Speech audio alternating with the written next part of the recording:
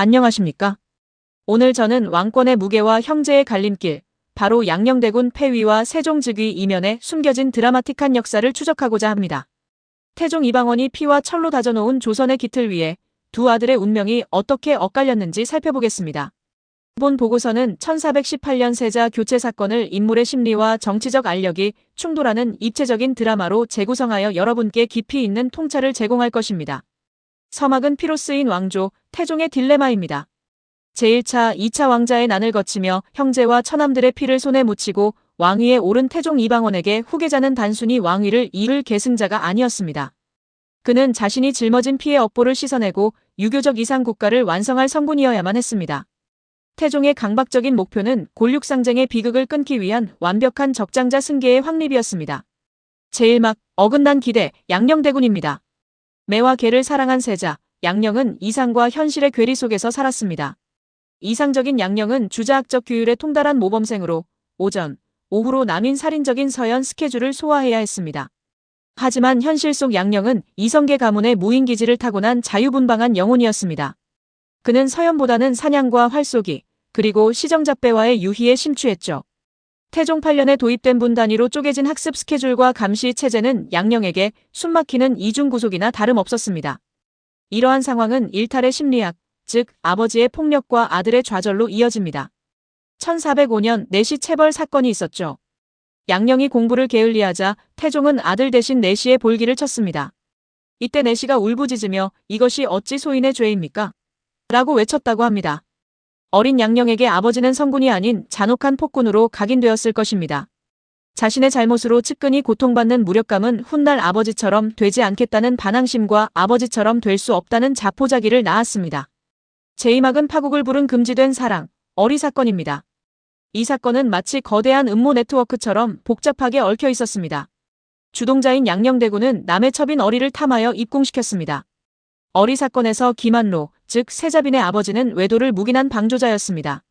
그리고 김한로의 처는 어리를 바느질하는 종으로 위장하여 궁에 밀반입한 실행책이었죠. 세자빈의 친정까지 가담한 이 조직적인 은폐는 태종에게 단순한 치정을 넘어선 왕권에 대한 기만이자 도전으로 여겨졌습니다. 이러한 혼란 속에서 그림자처럼 빛을 발하며 부상한 인물이 있었으니 바로 충녕대군 훗날의 세종입니다. 형이 사냥터를 누빌 때 동생 충녕은 밤새워 책을 읽었습니다. 그는 지독한 학구열을 가지고 있었습니다. 병이 날까 책을 압수당하고도 병풍 뒤에 숨겨둔 책을 찾아 읽을 정도였습니다. 또한 충녕은 뛰어난 정치적 식견으로 정치의 요체를 꿰뚫어 태종에게 현실적인 대안을 제시했습니다. 명나라 사신을 접대할 때 보여준 세련된 화술과 적절한 음주 매너는 그가 준비된 군주임을 과시하는 외교 감각이었습니다. 형제의 대화는 욕망과 대의의 충돌을 보여줍니다. 양녕은 충녕에게 제3막은 돌아올 수 없는 강을 건너게 한 수서, 즉 손으로 쓴 편지 사건입니다. 양녕은 태종에게 제4막 현명한 일을 택하는 택현이 이루어집니다. 1418년 6월 조정에서는 세자 폐위를 두고 격렬한 논쟁이 벌어졌습니다. 황희는 폐위의 날 태종은 비오듯 눈물을 흘리며 통곡했습니다. 이는 아버지로서의 슬픔이자 원칙을 깬 군주로서의 좌절, 그리고 역사의 반복에 대한 두려움이 뒤섞인 감정이었을 것입니다. 그러나 양녕은 조금도 비탄하는 기색이 없었습니다. 태종은 그의 모습을 보고 탄식하며 제5막은 잔혹한 후일담입니다. 어린은 비난의 화살을 견디지 못하고 스스로 생을 마감했습니다. 양녕대군은 폐위 후 유배 생활을 하면서도 담을 넘어 도망치며 전혀 반성하는 기색을 보이지 않았습니다.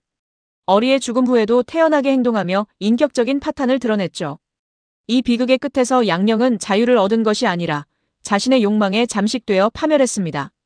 그렇다면 양보설의 허구와 진실은 무엇일까요? 양녕대군은 정말 동생을 위해 미친 척 연기했을까요?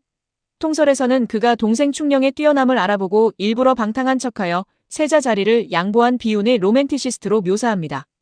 하지만 실록에 기록된 팩트는 다릅니다. 그는 끝까지 세자 자리를 지키려 아버지를 편지로 협박했고 폐위 후에도 세종을 곤란하게 했으며 훗날 단종을 죽음으로 내몬 계유정난을 지지했습니다.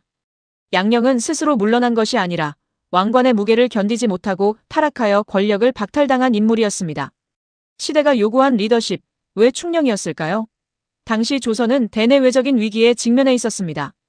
영락제 전성기의 명나라를 상대할 고도의 외교력과 언변이 필수적이었습니다.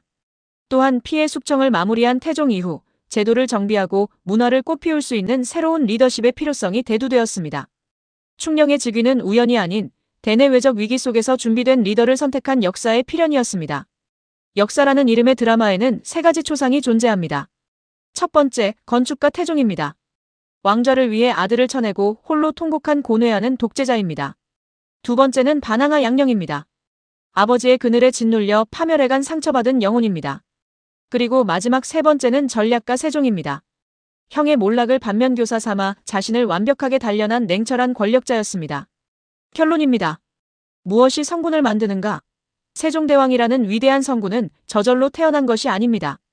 그는 아버지 태종의 비정한 결단, 형 양령의 비극적인 파멸, 그리고 살아남기 위한 자신의 치열한 절제가 빚어낸 역설적인 결과물입니다.